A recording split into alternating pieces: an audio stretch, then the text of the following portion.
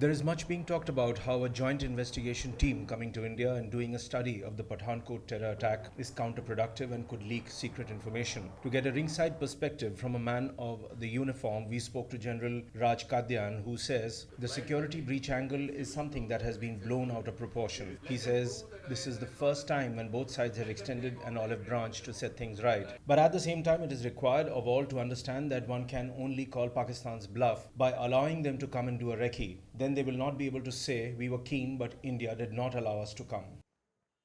I think the question needs to be tackled in two parts. First is the propriety or the wisdom of India allowing for the first time a team of Pakistani police and intelligence officials to visit the scene of a terror attack.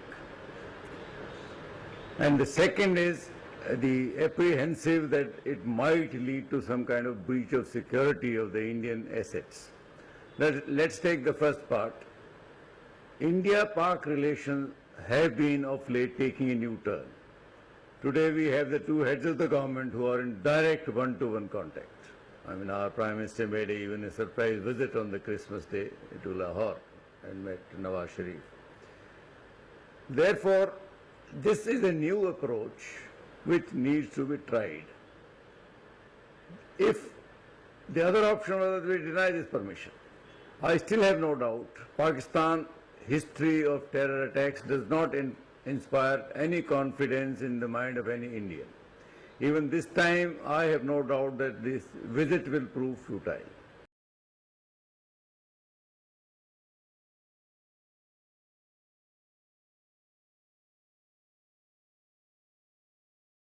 The moot question is, nobody doubts, even the Pakistanis admit that Jaish-e-Mohammed was involved.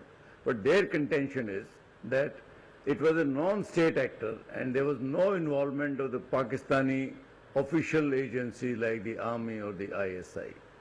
The only way we can call that bluff is by not denying them the permission to come and visit here.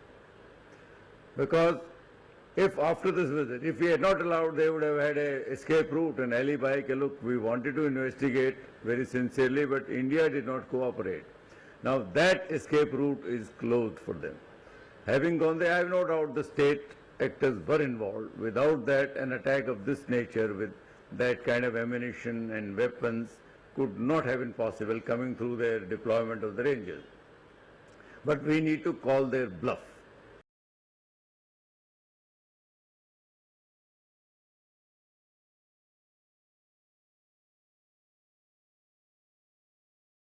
The second part is security. I think we are overplaying the apprehension that there might be some security breach. After all, the team is going to be allowed only to those areas where we want, only those areas where the terror attack had taken place. The terror attack, the airport, if you take Pathankot Air Base, it has two parts. One is the restricted area where the strategic assets are located, the aircraft are parked, the ammunition, the fuels are stored. That area was not accessible even to the terrorists. They were not permitted to go that side. They only came to the administrative area. Basically the attack was launched in a dining hall. Also, as per information at that time, there were a couple of, or not couple, quite a lot of foreign cadets under training at the air base.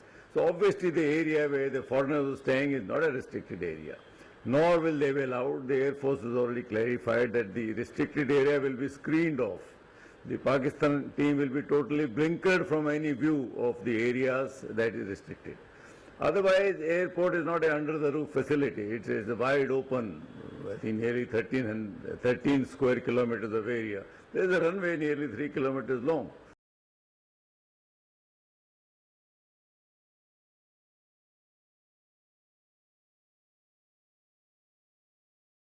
The press has been talking that this might disclose the deployment of our BSF. Again, I think it's overdrawn. Every grazier, every grass cutter who goes there knows where the BSF is located. Their towers can be seen from miles. The satellite can see them. So I don't think there is any secrecy about that kind of deployment. Yes, what should be denied to them is access to our security operatives, whether they are the Garud commandos of the Air Force or the National Security Guard or the BSF or any other security people who are involved in tackling the terror attack. That in any case it has been clarified is not being allowed. If it is allowed, then I personally feel that would be wrong. We should not expose our security operatives to any foreigners. So both the issues, I think it is a positive step that India is giving a clear indication that we are open and we want a full investigation. We have already given them actionable evidence about the terror attack, including their intercepts of the phone call, the names of the people there, the equipment that they were carrying had clear markings of the Pakistani, their ammunition, the weapons, the food packets, everything, the winter clothing, they all had Pakistani markings. So there is no doubt the attack came from Pakistan. Jaish-e-Mohammed, the brother of Azhar, his conversation has been recorded with one of the terror attackers. So there is no doubt. The only doubt where we need to convince Pakistan that the state actors were involved.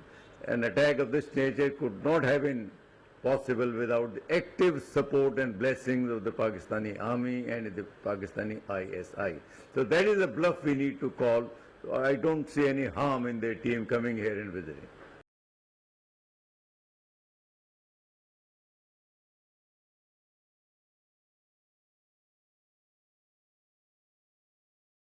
Personally, I am also apprehensive that anything useful will come out of it. The whole exercise may turn futile.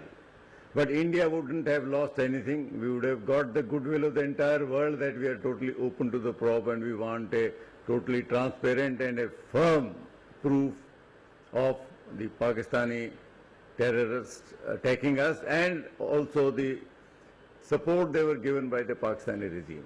The only moot point is Pakistan says they were non-state actors. We want to prove that the state actors were involved.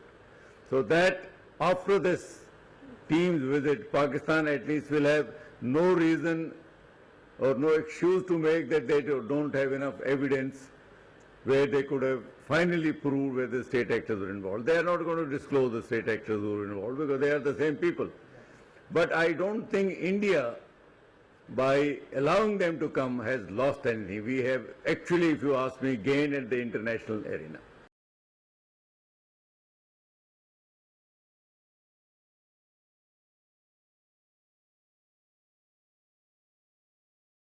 The whole world knows and admits that every terror attack that comes on India originates from the Pakistani soil.